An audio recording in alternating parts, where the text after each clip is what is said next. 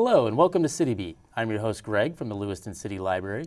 Joining me today is Jacqui Gilbert, the Regional Initiatives Planner for the City of Lewiston, who works in the Community Development Team, Welcome to the show today. Thank you, Greg.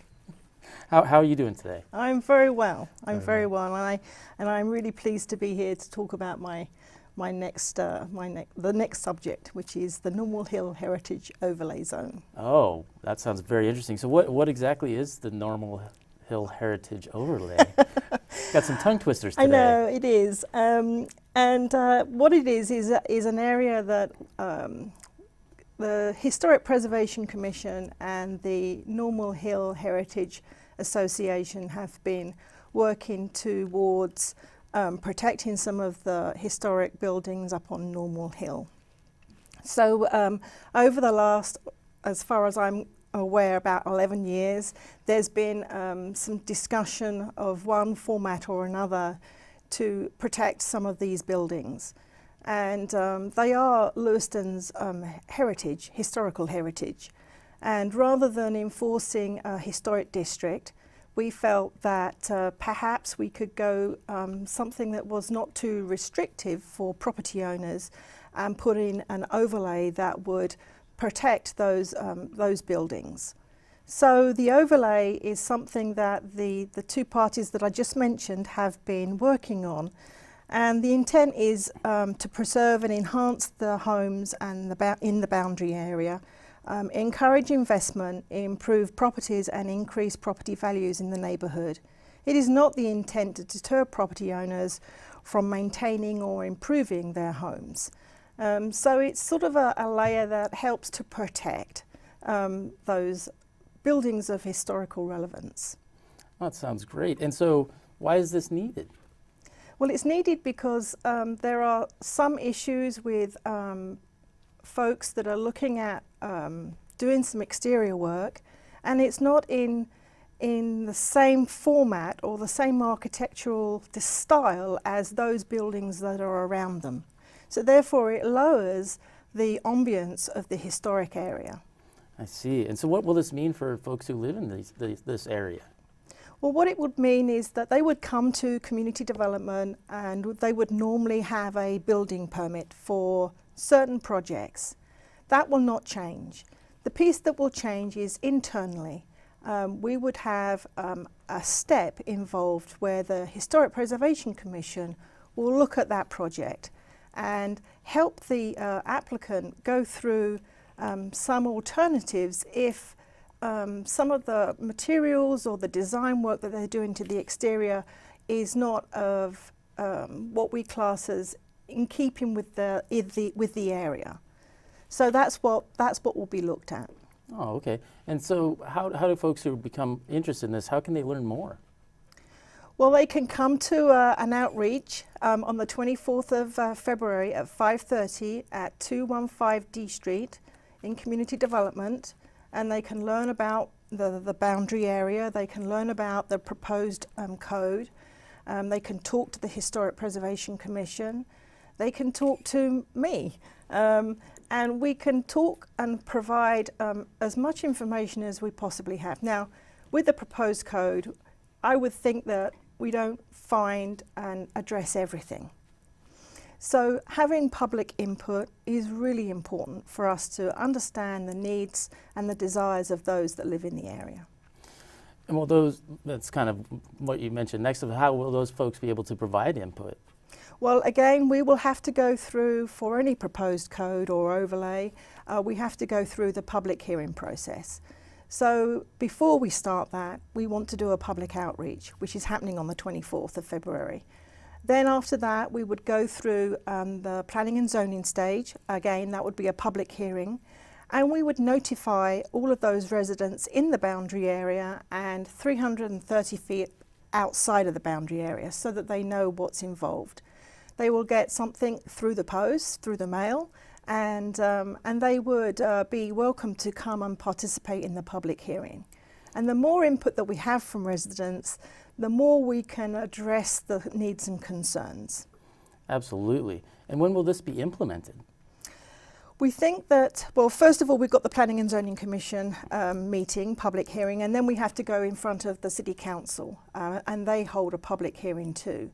If those two steps are approved and the code goes through to being an ordinance, then it would probably be implemented something in the sort of June timeframe. And you've kind of touched on this a little bit, but what is the process? I think you've kind of explained that a little bit, but kind of step by step. So you have the public input and public hearings. So the process with regards to informing the public would be either through notification through the mail, perhaps some information in the local newspaper, information on the city's website, and obviously anybody can come in and talk to me down at Community Development. That's fantastic. And are you able to appeal a decision? Yes, you can appeal a decision that is made by the Historic Preservation Commission. Once they have made their decision at a review and they've spoken to the applicant and they've perhaps provided them with some resources and advice of how they could complete their project, if that is exhausted and we don't get to the decision the applicant wants, then they can actually appeal the decision that the Historic Preservation Commission has at their meeting. And they have 15 days to appeal to the City Council. And at that point, the City Council can look at the information and review it, and they can make the final decision. Oh, wow. And so you kind of mentioned, I think you have a slide that kind of shows where this impact will be, where the Normal Hill Overlay Zone is? Yeah, so the slide is called the the overlay boundary. And here, this has been discussed over several years by the Historic Preservation Commission and the Normal Hill Heritage Association.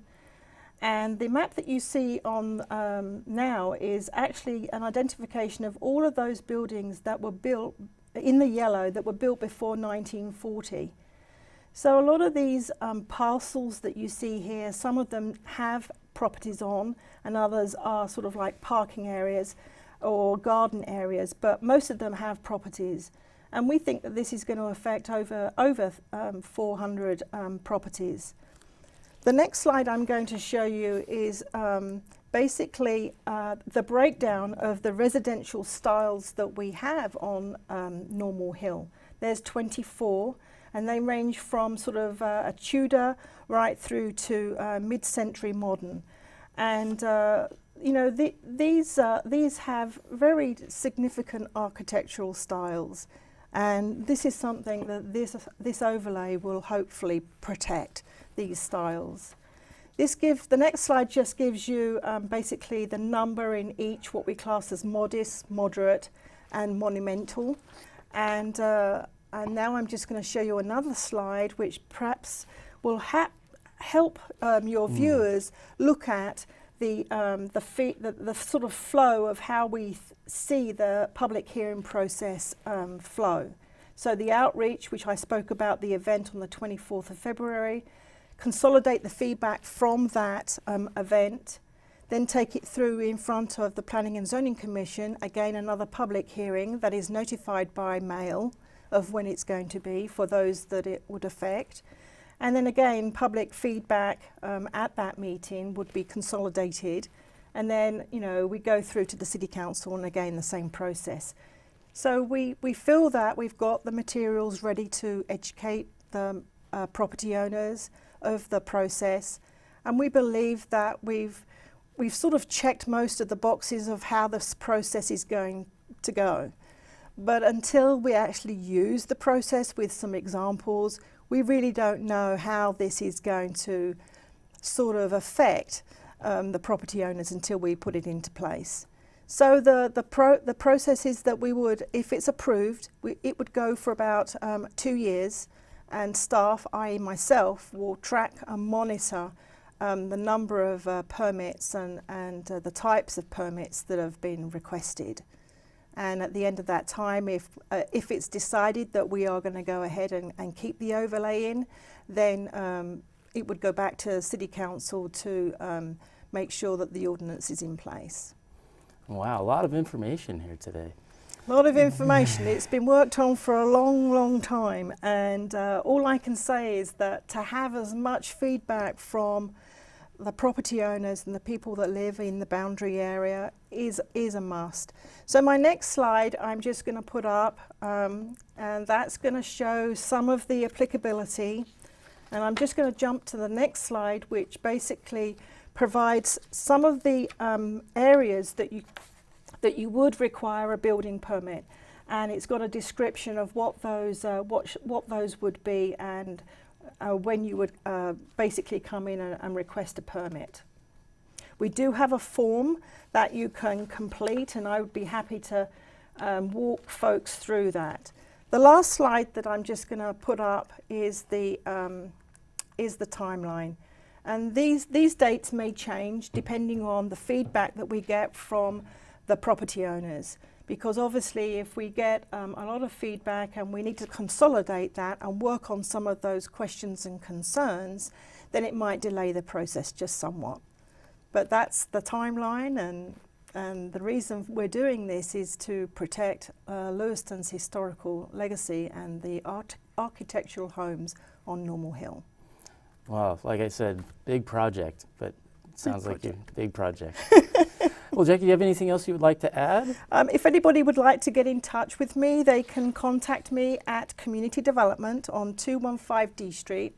My phone number is 746 1318, and my extension number is 7261. Or alternatively, they can send me an email at jgilbert@cityoflewiston.org.